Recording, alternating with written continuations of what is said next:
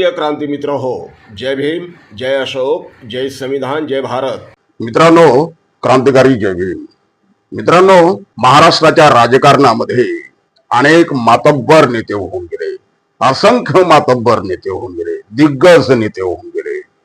या नेत्यांनी आपल्या उभ्या आयुष्यामध्ये सत्ता कमवली, पैसा कमवला, संपत्ती कमवली, आपल्या 17 पिढ्यांना सुद्धा पुरेल इतकी गडगड संपत्ती त्यांनी कमवून ठेवली, जमवून ठेवली. परंतु आज ही नेते मंडळी आहेत कुठं? त्याने आमदारक्या मिळवल्या, खासदारक्या मिळवल्या, मंत्रीपद मिळवली, केंद्रातली मंत्रीपद मिळवली, सगळं काही मिळवलं. साखर कारखाने उभे केले, अनेक गोष्टी त्यांनी निर्माण करून ठेवल्या. शिक्षण संस्था म्हणा, अनेक पद्धतीनं त्यांनी आपापल्या परीनं आपलं साम्राज्य उभं केलं. पण आज आहेत कुठं? त्यांचं नामोनिशान आज कोणी घेते का? परंतु महाराष्ट्राच्या राजकारणामध्ये ह्यापैकी काही न कमवता आजही महाराष्ट्राच्या कार्यकर्त्यांच्या हृदय सिंहासनावरती राज्य करणारे 3 बाळासाहेब महाराष्ट्रात होऊन गेले. आज त्यामधला एक बाळासाहेब सध्या जोमानं ताकदीनं कार्यरत आहे.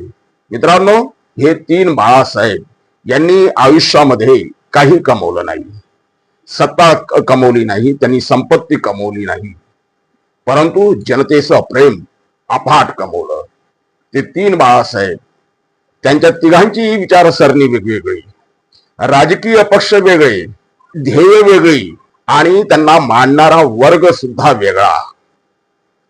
तरी सुद्धा या 3ही बाळासाहेबांनी कार्यकर्त्यांच्या मनावरती, हृदयावरती अधिराज्य गाजवलं. हे 3 बाळासाहेब म्हणजे अर्थात राष्ट्रीय स्वयंसेवक संघाचे सरसंघचालक, माजी सरसंघचालक बाळासाहेब देवरस. दुसरे ज्यांच्या नावाचा जर आपण उल्लेख केला नाही महाराष्ट्राच्या राजकारणामध्ये, तर महाराष्ट्राचं राजकारण आणि महाराष्ट्राच्या राजकारणाचा इतिहास लिहिताच येणार नाही. ते म्हणजे बाळासाहेब ठाकरे. आणि तिसरे बाळासाहेब, जे स्वाभिमानाचं प्रतीक मानलं जातं, जे त्यागाचं प्रतीक मानलं जातं, जे विचारांचं प्रतीक मानलं जाते, प्रकांड विद्वान असे नेते मानले जातात, ते तिसरे बाळासाहेब म्हणजे अर्थात बाळासाहेब आंबेडकर उर्फ प्रकाश आंबेडकर. मित्रांनो, बाळासाहेब देवरस, बाळासाहेब ठाकरे आणि बाळासाहेब आंबेडकर या तिघांनीही आमदारकी कमवली नसेल स्वतःला, त्यांनी स्वतःला खासदारकी कमवली नसेल, मंत्रीपद घेतलं नसेल, परंतु त्यांनी समाजाच्या एका घटकावरती अधिराज्य गाजवले. त्यांनी कार्यकर्ते जमवले. महाराष्ट्राच्या राजकारणात कोणताही नेता घ्या, या तिघांच्या व्यतिरिक्त त्यांना कार्यकर्ते कधीही मिळाले नाही. कोणताही नेता घ्या, कोणताही नेता घ्या, त्याला कधीही कार्यकर्ता मिळाला नाही. त्याला तात्पुरते समर्थक मिळाले असतील, परंतु ते त्याच्या सत्तेभोवती गोळा झालेले भुंगे होते. ते कार्यकर्ते तळागाळातील नव्हते. तळागाळातील कार्यकर्ते फक्त आणि फक्त बाळासाहेब देवरस, बाळासाहेब ठाकरे आणि बाळासाहेब आंबेडकर या तिघांनाच लाभले. बाकीचे नेत्यांच्या वाट्याला असं भाग्य आलं नाही, त्यांचं ते कुशल कर्म नव्हतंच. मित्रांनो, बाळासाहेब आंबेडकर असतील, बाळासाहेब देवरस असतील, बाळासाहेब ठाकरे असतील, या तिघांच्या भोवती हे तळागाळातील कार्यकर्ते का जमा झाले? या तिघांनाच हे कार्यकर्ते का लाभले? असं काय ह्या तिघांनी केलं, काय गारुड केलं की यांनी महाराष्ट्राच्या तळागाळातील कार्यकर्त्यांच्या मनावरती अधिराज्य गाजवलं? इतर नेत्यांना ते का मिळू शकले नाही? या सगळ्या गोष्टींचा आढावा आपण घेणार आहोत. अर्थात हा पहिला भाग आहे. या पहिल्या भागामध्ये आपण फक्त गोषवारा मागतोय. दुसऱ्या भागामध्ये आपण निश्चितपणे बाळासाहेब आंबेडकरांना मिळालेला कार्यकर्ता हा कार्यकर्ता आहे की चळवळीचा सैनिक आहे? कारण बाळासाहेब आंबेडकर असतील, बाळासाहेब देवरस असतील किंवा बाळासाहेब ठाकरे असतील, या तिघांनीही नुसते कार्यकर्ते तयार केले नाही, तर सैनिक तयार केले. सैनिक, लढणारे सैनिक तयार केले. मित्रांनो, आज आपल्या मध्ये बाळासाहेब देवरस हयात नाही, बाळासाहेब ठाकरे हयात नाहीत, परंतु त्यांनी पेरलेलं त्यांनी लावलेलं रोप आज आपल्या डोळ्यासमोर आपण पाहतो. संघ आणि संघाचा राजकीय पक्ष आज केंद्रीय सत्तेमध्ये आहे, विविध राज्यांमध्ये सत्तेमध्ये आहे.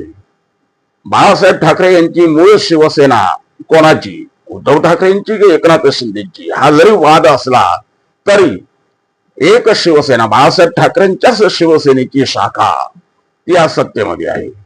तर तिसरीकडे प्रकाश आंबेडकर म्हणजे बाळासाहेब आंबेडकर यांच्या वंचित बहुजन आघाडीला किती राजकीय यश मिळाले तो भाग न बघता त्यांचे राजकीय गणित योग्य होते की अयोग्य होते, निवडणुकीमध्ये त्यांना किती यश मिळालं किती अपयश आलं याचा कोणताही विचार न करता कार्यकर्ता म्हणजे त्यांचा सैनिक हा त्यांच्या मागे ठामपणे उभा आहे, मैदान सोडत नाही. तो प्रकाशजी आंबेडकरांना यश येवो की अपयश येवो, म्हणजे बाळासाहेब आंबेडकरांना यश येवो की अपयश येवो, हा सैनिक मैदान सोडायला तयार नाही. तो लढतोय, त्याला विश्वास आहे बाळासाहेब आंबेडकर आज न उद्या आपल्याला सत्ता मिळवून देतील, आपल्या समाजाला सत्ता मिळवून देतील, हा विश्वास. आणि मित्रांनो, हा विश्वास कोणत्याही नेत्यासाठी सर्वोच्च असं पारितोषिक राहते. इतरांच्या वाटेला ते येत नाही. भले इतरांच्या वाटेला आमदारकी आले असतील, खासदारकी आले असतील, मंत्रीपद आले असतील, परंतु त्यांच्या नंतर त्यांच्या पश्चात त्यांना विचारणार पुत्र सुद्धा उरत नाही, कोणीच त्यांना विचारत नाही. ते नामशेष झालेले राहतात. परंतु हे तिन्ही बाळासाहेब त्यांच्या कार्यकर्तृत्वानं हिमालयापेक्षाही उत्तुंग बनलेले आहेत.